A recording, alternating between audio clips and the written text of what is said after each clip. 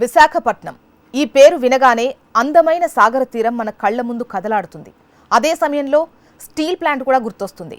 విశాఖ ఉక్కు ఆంధ్రుల హక్కు అంటూ నలుదిక్కులు పిక్కటిల్లేలా ఒక్కపెట్టున సాగిన ఉద్యమం గుర్తొస్తుంది. ఈ పోరులో ఏకంగా 32 మంది ప్రాణత్యాగం చేశారు. తెలుగు జాతి ఆత్మ గౌరవంగా విశాఖ ఉక్కు ఉంది. అయితే ఇప్పుడు ఆ ఆత్మ గౌరవం ప్రైవేటు పరం చేసే యోచనలో కేంద్రం ఉంది. అసలు స్టీల్ ప్లాంట్ ప్రైవేటు పరం చేయడం తప్పదా? ప్రైవేటు వారి చేతుల్లోకి వెళితే ఉక్కు ధరలకు అడ్డు అదుపు ఉండదా? అసలు స్టీల్ ప్లాంట్ ఎందుకు ప్రైవేటీకరణపై హెచ్ఎంటీవీ స్పెషల్ ఫోకస్.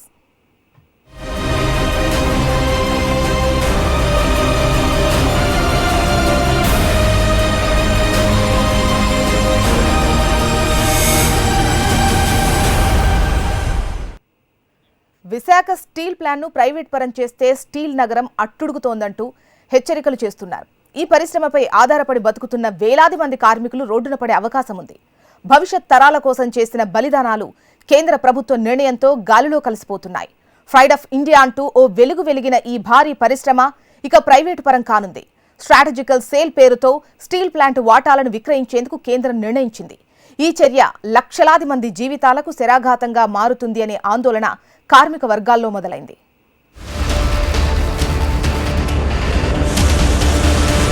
విశాఖ ఉక్కు ఆంధ్రుల హక్కు అనే నినాదంతో ఏర్పడినటువంటి ఈ స్టీల్ ప్లాంట్ ప్రైవేటు పరం కాబోతుందన్న వార్త కార్మికులు జీర్ణించుకోలేకపోతున్నారు.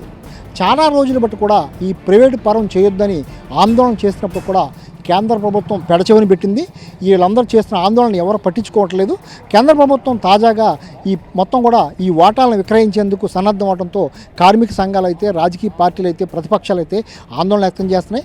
ఎట్టి పరిస్థితుల్లో స్టీల్ ప్లాంట్ ప్రైవేటు పరం కానివ్వని, అవసరమైతే మరోసారి ఉద్యమాన్ని ఉధృతం చేస్తానని కూడా వీళ్ళందరూ హెచ్చరించే పరిస్థితి కనిపిస్తుంది.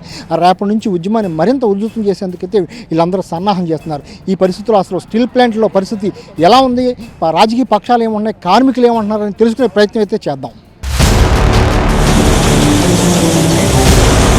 విశాఖ ఉక్కు ఆంధ్రుల హక్కు. 32 మంది ప్రాణత్యాగాలతో ఆవిర్భవించిన విశాఖ స్టీల్ ప్లాంట్ అమ్మకానికి తెలుగు జాతి ఆత్మగౌరవం. నష్టాల పేరుతో ప్రైవేట్ పరానికి కేంద్రం సిద్ధం. విశాఖ ఉక్కు ప్రైవేట్ పరం అవ్వాల్సిందేనా? మరోసారి ఉద్యమం తప్పదంటోన్న కార్మిక సంఘాలు. ప్రైవేటీకరణ బాటలో విశాఖ స్టీల్. విశాఖ ఉక్కు వైభవం ఇక గత చరిత్ర కానుంది. స్టీల్ ప్లాంట్ నిర్మాణ బాధ్యతల నుంచి తప్పుకునేందుకు కేంద్రం వేగంగా పావులు కదుపుతోంది. ప్రైవేటీకరణ మంత్రంలో భాగంగా స్ట్రాటజికల్ సేల్ పేరుతో వాటాలను విక్రయించేందుకు సిద్ధమవుతోంది. దీంతో 35,000 మందికి ప్రత్యక్షంగా, 1,00,000 మందికి పరోక్షంగానూ ఆధారపడ్డ పరిశ్రమ భవిష్యత్తుపై కార్మిక వర్గాల్లో అలజడి మొదలైంది.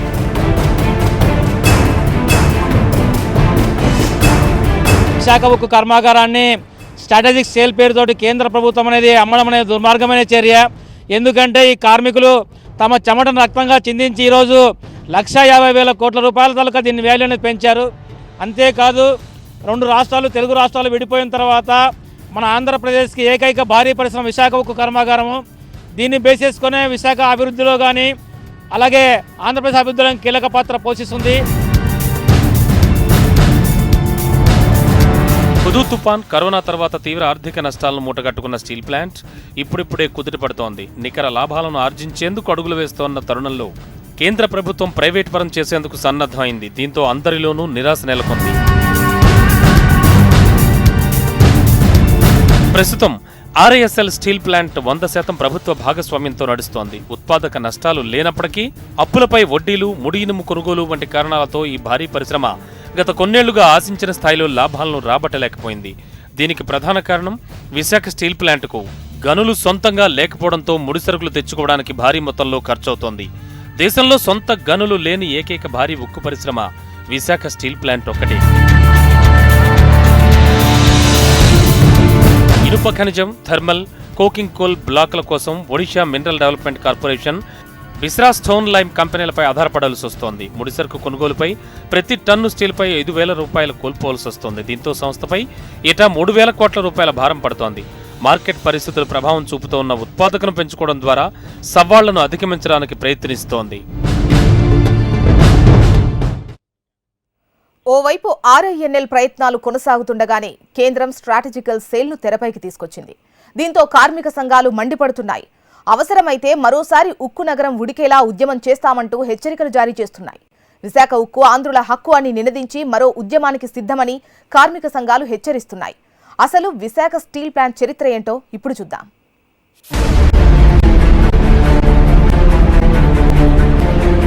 1971 జనవరి 20న శంకుస్థాపన. 64 గ్రామాల పరిధిలో 22,000 ఎకరాల భూమి సేకరణ.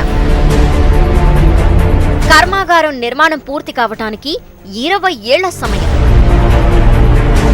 1992లో అప్పటి ప్రధాని పివి నరసింహారావు చేతుల మీదుగా జాతికి అంకితం. విశాఖ స్టీల్ ప్లాంట్ అమ్మేందుకు కేంద్ర ప్రభుత్వం ఆర్థిక నష్టాలను కారణంగా చూపిస్తోంది. అయితే గనులు కేటాయించాలని, తద్వారా నష్టాలను తగ్గించాలని సుదీర్ఘ కాలంగా కార్మిక, ఉద్యోగ సంఘాలు చేసిన ఆందోళనలను పాలకులు పట్టించుకోలేదు. స్టీల్ ప్లాంట్ కు 20,000 ఎకరాల భూములు, 1,50,000 కోట్ల రూపాయలు విలువ చేసే ఆస్తులున్నాయి.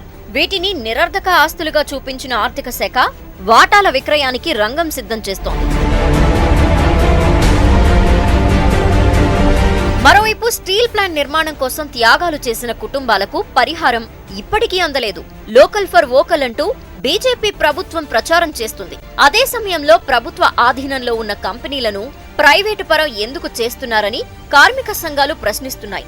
స్టీల్ ప్లాంట్ లో కేంద్ర ప్రభుత్వం పెట్టింది 6,000 కోట్ల రూపాయలు. కానీ ఇక్కడి ప్రజలు పన్నుల రూపంలో 42,000 కోట్ల రూపాయలు పెట్టారంటున్నారు. కేంద్ర ప్రభుత్వం స్ట్రాటజిక్ డిస్ఇన్వెస్ట్మెంట్ కింద దీన్ని ప్రైవేటైజ్ చేద్దామని ఒక ఆలోచన క్యాబినెట్ ఆమోదించిందని చెప్పి ఒక ఆలోచన చేస్తున్నారండి. ఆ ఆలోచన మేము తీవ్రంగా తెలుగుదేశం పార్టీ తరఫున ఖండిస్తున్నాం. మేము కార్మిక నాయకుల పక్షాన నించుని మేము పోరాటం చేస్తామని చెప్పి ఈ సందర్భంగా తెలియజేస్తున్నామండి. ఎందుకంటే గతంలో కూడా నష్టాల్లో నడిచినప్పుడు మేము ఎన్డీఏ భాగస్వాములు అయినప్పుడు అప్పుడున్నటువంటి సెంట్రల్ గవర్నమెంట్ కన్విన్స్ చేసి దానికి మేము ఫైనాన్స్ సపోర్ట్ చేసి లాభాల్లో నడిపించిన సందర్భాలు ఉన్నాయి. బీజేపీ ప్రభుత్వం స్వదేశీ సంస్థలను కాపాడతాం, స్వదేశీ సంస్థలకు ఎంకరేజ్ ఇస్తామని చెప్పేసి అధికారంలోకి వచ్చి స్వదేశీ సంస్థ అయినటువంటి మరి మన ప్రభుత్వ రంగ సంస్థల్లో కొనసాగుతున్నటువంటి విశాఖ ఉక్కుని ప్రైవేటైజేషన్ చేయడానికి ఉవ్విళ్ళూరుతుంది. ఇది చాలా ఘోరాతమైన విషయం. ఎందుకంటే ఈరోజు ప్రభుత్వ రంగంలో కొనసాగుతున్న ఈ స్టీల్ ప్లాంట్కి సెంట్రల్ గవర్నమెంట్ పెట్టింది సుమారు 6,000 కోట్లు మాత్రమే. కానీ మేము ట్యాక్సెస్ రూపంలో 42,000 కోట్లు గవర్నమెంట్కి ఆదాయ రూపాయలు ఇవ్వడం జరిగింది. అదేవిధంగా సెకండ్ ఎక్స్పాన్షన్కి మా లాభాల్లోంచి 11,000 కోట్లు పెట్టుబడి పెట్టడం జరిగింది. స్టీల్ ప్లాంట్ లో నష్టాలు వస్తే ప్రైవేటు వ్యక్తులు ఎలా కొనుగోలు చేస్తారంటూ విపక్షాలు ప్రశ్నిస్తున్నాయి. స్టీల్ ప్లాంట్ లో నష్టాలకు రాజకీయ నాయకులే కారణమంటున్నారు. కొందరి రాజకీయ కారణాలు, కొందరి లబ్ధి కోసమే ప్రైవేటు పరం చేస్తున్నారని ఆగ్రహం వ్యక్తం చేస్తున్నారు. కేంద్ర ప్రభుత్వం స్టీల్ ప్లాంట్ ప్రైవేటీకరణను వెనక్కి తీసుకోవాలని డిమాండ్ చేస్తున్నారు. విశాఖ ఉక్కు అంతర్జాతీయ ప్రమాణాలు కలిగినటువంటి ఉక్కును ఉత్పత్తి చేస్తూ ఉంది. అటువంటి పరిశ్రమకి సొంత గనులు కేటాయించడం చేతగానటువంటి ప్రభుత్వాలు అటువంటి పరిశ్రమకి సొంత గనులు కేటాయించకుండా నష్టాల పేరు చెప్పి ఈరోజు ప్రైవేటు వ్యక్తులు కట్టబెట్టాలని చెప్పని ప్రయత్నిస్తే ప్రైవేటు వ్యక్తులు ఎందుకు కొంటారంటే నష్టాలు వచ్చే పరిశ్రమని ఎవడు ప్రైవేటు వాడు ఇలాగ అడుగు పెట్టగానే లాభాలు రావాలనుకుంటాడు. అటువంటిది ప్రైవేటు వాడు కొనుక్కుంటున్నాడంటే మీరు చెప్పినటువంటి నష్టాలు కాదు, వాళ్ళకి ఇతరత్రా చాలా రాయితీలు రేపు ప్రభుత్వం ఇవ్వబోతా ఉంది. ఇలాంటి స్టీల్ ప్లాంట్ని అమ్మకుండా ఈరోజు దాన్ని ప్రభుత్వంలోనే ఉంచాలి. అలాగే దానికి సంబంధించి ఏవైతే గనులు ఉన్నాయో సొంత గనుల్ని కేటాయించాల్సిన అవసరం కూడా ఉంది. సమస్యలు ఉన్నాయి, వాటిని పరిష్కరించాల్సిన అవసరం ఉంది. వాటిని చేసి ఈరోజు స్టీల్ ప్లాంట్ని మరింత బలోపేతం చేయాలని చెప్పేసి ఈ సందర్భంగా కేంద్ర ప్రభుత్వాన్ని కోరుతున్నా. అంతే తప్ప దాన్ని అమ్మేయటం వల్ల ఈరోజు ఏ రకమైన ప్రయోజనం జరగదు. స్థానికంగా ఉన్న బీజేపీ నేతలు కేంద్రంతో సంప్రదింపులు జరిపి విశాఖ స్టీల్ ప్లాంట్ ప్రైవేటు పరం చేయకుండా చూడాలని కార్మిక సంఘాలు కోరుతున్నాయి. రాజకీయాలకు అతీతంగా రాజకీయ పార్టీలు స్టీల్ ప్లాంట్ పరిరక్షణకు ముందుకు రావాలని కోరుతున్నారు. ప్రధానమంత్రి గారు, ముఖ్యమంత్రి గారు ఈ ప్లాంట్ గురించి స్పందించి ఈ ప్లాంట్ ప్రైవేట్ పరం కాకుండా కాపాడుకుంటూ ఉండాలని కోరుకుంటున్నాం. అలాగే దీనికి 62 గ్రామాలు 24,000 ఎకరాలు భూమి ఇచ్చారు రైతులందరూ కూడా. ఇష్టం వచ్చినట్టుగా మీరు ఇలాగా ప్రైవేట్ పరం చేస్తారంటే అది కరెక్ట్ కాదు. ఏఐటీసీగా మేము దీని మీద పోరాడుతున్నాం. ఆల్రెడీ ఇవాళది కాదు ఇది, ఈ పోరాటం అన్నది అసలు 90లోనే దీన్ని అసలు రిజిస్ట్మెంట్కి వెళ్తానంటే ఆపాము. 98లో BFRకి వెళ్ళినప్పుడు ఆపాము. అలాగే 2011లో ఐపీఓకి వెళ్తే దాన్ని కూడా ఆపాము. అలాగే ఇప్పుడు 2021లో పూర్తి స్థాయిలో ప్రైవేట్ పరం చేస్తామని మాత్రం ఒప్పుకునే ఇది లేదు. దీని మీద ఆధారపడి ఈ ప్రాంతం అంతా అభివృద్ధి చెందుతుందంటే ఒక్క విశాఖపట్నం స్టీల్ ప్లాంటే. అలాంటి దాన్ని ఈరోజు ఏమొచ్చి కారు చౌకగా ఆదానికో అంబానీకో మీరు తాకట్టు పెట్టి మీరు ఇచ్చినటువంటి దీన్ని అమ్మేస్తానంటే ఎట్టి పరిస్థితులను కూడా దీన్ని మేము ఉపేక్షించమని చెప్పి ఈ సందర్భంగా మేము డిమాండ్ చేస్తున్నాం. మొత్తానికి ఇది పరిస్థితి. ప్రైవేటీకరణకు వ్యతిరేకంగా ఆందోళనలు అయితే కొనసాగుతున్నాయి. గతం నుంచి కొన్ని నెలల నుంచి కూడా ఆందోళన సాగుతున్నప్పుడు కూడా ప్రభుత్వం మాత్రం మాత్రం కూడా వెనక్కి తగ్గట్లేదు. ఇటు ప్రజా సంఘం అయితే సిపిఐ అయితే మొత్తం ప్రతిపక్షాలు అయితే మొత్తం కూడా ముక్త కంఠంతో ఈ స్టీల్ ప్లాంట్ ప్రైవేటీకరణ వ్యతిరేకిస్తున్న నేపథ్యంలో ప్రభుత్వం అయితే నిర్ణయం తీసుకోవడం జరిగింది. ప్రైవేటీకరణకు మొత్తం కూడా సన్నద్ధం చేసుకుంటుంది. భవిష్యత్తులో మరిన్ని ఆందోళన చేపడతాం కూడా మొత్తం వీళ్ళందరూ కూడా హెచ్చరించే పరిస్థితి కనిపిస్తుంది. గత ఏడాదిగా విశాఖ ఉక్కు కర్మాగారాన్ని పోస్కో సెగలు తాకాయి. ప్రపంచ ఉక్కు రంగ దిగ్గజమైన పోస్కో సంస్థ తమ కర్మాగారం ఏర్పాటుకు పలు చోట్ల ప్రయత్నించినా అవన్నీ విఫలమయ్యాయి. చివరికి విశాఖ ఉక్కు కర్మాగారంలో ఏర్పాటు చేయటానికి ప్రయత్నాలు ప్రారంభించాయి. మొత్తానికి స్టీల్ ప్లాంట్ ప్రైవేటీకరణ విషయంలో కేంద్రం వెనుకంజ వేయకపోతే మరోసారి విశాఖ స్టీల్ ప్లాంట్ ను రక్షించుకోవటానికి పార్టీలకు అతీతంగా ఉద్యమాలు చేస్తామంటున్నారు. మరోవైపు కేంద్రంలో పెద్దలు కూడా నిర్ణయాలు మార్చుకునే అవకాశాలు లేవనే సంకేతాలు ఇవ్వటంతో రాష్ట్ర ప్రభుత్వం స్పందించాలని కోరుతున్నారు. చూశారు కదా, కార్మికులు రాజకీయ పక్షాల ఆవేదన, ఆక్రందన, ఆగ్రహం కూడా. దాదాపు 32 మంది మృత్యువాత పడితే ఈ స్టీల్ ప్లాంట్ ఆవిర్భవించింది. అటువంటి స్టీల్ ప్లాంట్ని కేవలం రాజకీయ కారణాల వల్ల ప్రైవేటు పరం చేస్తే మాత్రం సహించేది లేదని వీళ్ళందరూ కూడా హెచ్చరిస్తున్నారు. దశాబ్దాల తరబడి వేలాది మంది, లక్షలాది మంది ప్రత్యక్షంగా పరోక్షంగా కుటుంబాలు జీవిస్తున్న పరిస్థితిలో ఈ ప్రైవేటు పరం చేస్తే తామంతా రోడ్డు మీద పడతామని కూడా వీళ్ళందరూ ఆవేదన వ్యక్తం చేస్తున్నారు. కేవలం నష్టాలు సాకు చూపి మాత్రమే స్టీల్ ప్లాంట్ ప్రైవేటు పరం చేస్తున్నారని, అవసరమైతే మరో ఉద్యమానికి తామంతా సిద్ధమని కూడా వాళ్ళు ప్రకటించే పరిస్థితి కనిపిస్తుంది. వీళ్ళందరూ రాజకీయ పక్షాలైతే, కార్మికులైతే రాజకీయాలు అతీతంగా మొత్తం అందరూ కూడా ఏకతాట పైకి వచ్చి ఈ ఉద్యమాన్ని రేపటి నుంచి ఉధృతం చేస్తామని కూడా వీళ్ళందరూ చెప్పే పరిస్థితి కనిపిస్తుంది.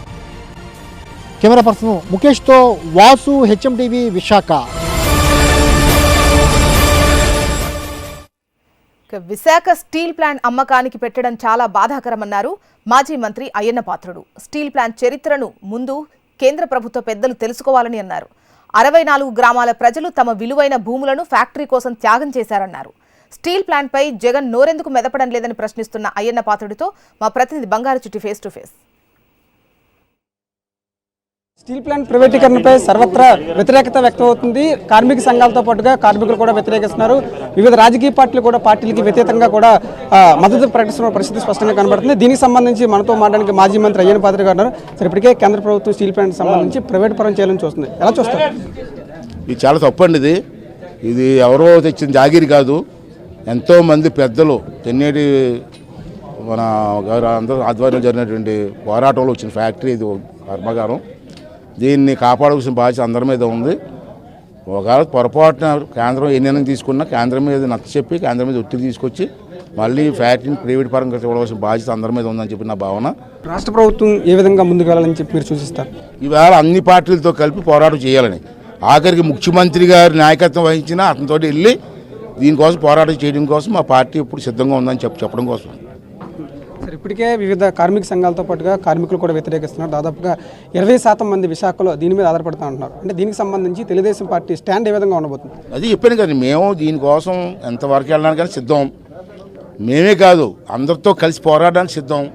అందరితోటే కాదు, మాకు పక్కా విరోధి అయినటువంటి జగన్ రెడ్డి నాయకత్వంలో కేంద్ర ప్రభుత్వం మీద ఒత్తిడి తేడానికి కూడా మేము సిద్ధంగా ఉన్నామని చెప్తాం కదా. అది మా స్టాండ్. ఇవాళ సమావేశం జరిగినప్పుడు వైసీపీ ఎంపీలు కూడా రావడం జరిగింది.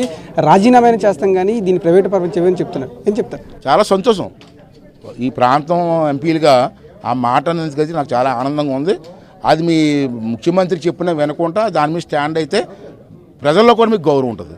ప్రజలకు ఏం చెప్పాలనుకుంటున్నారు ఈ సందర్భంగా? దీంట్లో ప్రజలందరూ కూడా భాగస్వాములు అవ్వాలి. ఇదేంటంటే ఎంతోమంది పెద్దలు కృషి వాళ్ళు వచ్చినటువంటి కర్మాగారం అంచేత తేడానికి అంత కష్టపడ్డారు.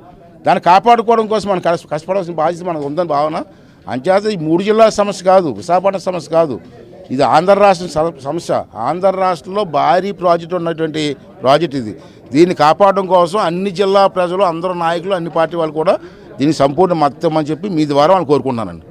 ఏదైతే ఉందో స్టీల్ ప్లాంట్ సంబంధించి పార్టీలకు అతీతంగా మద్దతు ఇవ్వాలని చెప్పి టీడీపీ నేతలు చెప్తున్నారు. తెలుగుదేశం పార్టీ ఎటువంటి పోరాటానికైనా సిద్ధమని చెప్పి అయ్యన్న పాత్రుడు స్పష్టం చేస్తున్నారు. వీడియో జర్నలిస్ట్ ముఖేష్తో బంగారుచిట్టి HM TV విశాఖ నుంచి. విశాఖ స్టీల్ ప్లాంట్ ప్రైవేటీకరణ అంశానికి సంబంధించి బీజేపీ ఎంపీ సుజనా చౌదరి కీలక వ్యాఖ్యలు చేశారు.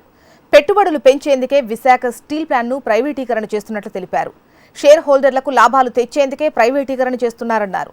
స్టీల్ ప్లాంట్పై ప్రభుత్వం వ్యాపారం చేయకూడదని ఈ నిర్ణయం తీసుకుందని చెప్పుకొచ్చారు. స్టీల్ ప్లాంట్ విశాఖలోనే ఉంటుందని, వేరే దేశానికి తీసుకెళ్లేది లేదని వ్యాఖ్యానించారు. ప్రభుత్వం వ్యాపారం చేయకూడదనేది జనరల్ వ్యూ. దాని ప్రకారం భారతదేశానికి ఆర్థికంగా ఉపయోగపడే విధంగా ఇలాంటి డెసిషన్స్ తీసుకోవడం జరిగింది. అది ఒక తెలుగుదేశం పార్టీయో వైఎస్ఆర్సీ పార్టీను విభేదిస్తే ఆగేది కాదు. ఇది మాస్టర్ పాలసీలో వచ్చింది, ఇప్పుడు కాదు. గత 20 సంవత్సరాల నుంచి 91 నుంచి కూడా ఇది మొదలైంది. ఆ దిశగానే ఈ డెసిషన్ తీసుకోవడం జరిగింది. భారతీయ జనతా పార్టీ అదేదో అమ్మేస్తే అదేదో సరుకు తీసుకొని వేరే దేశానికో వేరే రాష్ట్రానికో తీసుకెళ్లేది కాదు. స్టీల్ ప్లాంట్ అక్కడే ఉంటుంది, ఎంప్లాయ్మెంట్ జనరేషను జరిగింది అక్కడే ఉంటుంది. విశాఖ ఉక్కు ఆంధ్రుల హక్కు అని ఆ రోజుల్లో తీసుకురావడానికి గల కారణం ఎంతోమంది ప్రాణాలు అర్పించి మరీ తీసుకొచ్చారు. వాళ్ళందరం కూడా గుర్తు చేసుకోవాలి వాళ్ళ పుణ్యమాని. ఆ రోజుల్లో ఏంటంటే 70s అప్పటికి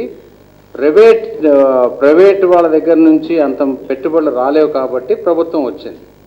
సో మనం ఆర్థిక విధానాలు టెక్నాలజీ ఇంప్రూవ్ అవుతున్న కొద్దికి ఇలాంటి డెసిషన్స్ తప్పవు అనేది మా ఉద్దేశం. Not necessarily results into, see what is ultimately what is privatization and what is public sector undertaking. You have to make budgetary provision for putting money into public sector companies, like even in these banks. Now this year I think 20,000 crores have been provided for recapitalizing of the banks. So to put more equity into public sector companies, you have to raise taxes to put money into that. In any case, whenever you put any money into any company, obviously the shareholders of the company, who are the shareholders of public sector companies, the citizens of India. They have right, all citizens of India are the shareholders of companies. The shares of public sector companies are in the name of President of India, because all 130 crore people cannot be shareholders.